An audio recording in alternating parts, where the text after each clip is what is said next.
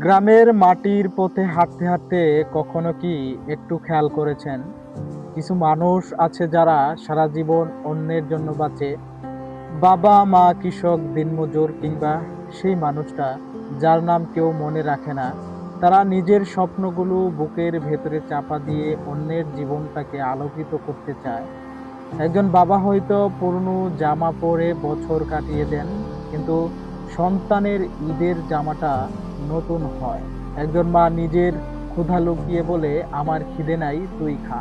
একজন কৃষক রোদে পুড়ে বৃষ্টিতে ভিজে ফসল ফলায়, অথচ তার নিজের ঘরেই অনেক সময় অভাব থাকে। তাদের কথা ভাবলেই আমার একটা জিনিসের কথা মনে পড়ে যায়। আমি একটা দেশলাই কাঠি, বক্সের ভেতরে পড়ে থাকি নীরবে। কেউ আমার খবর রাখে না, কেউ আমার নাম জানে না। কিন্তু একদিন যখন অন্ধকার নামে, তখন আমাকে খোঁজা শুরু হয়। একটুখানি ঘর্ষণেই জ্বলে উঠি আমি। নিজের শরীর পুড়িয়ে আলো দেই, নিজের অস্তিত্ব শেষ করে অন্যের প্রদীপ জ্বালাই।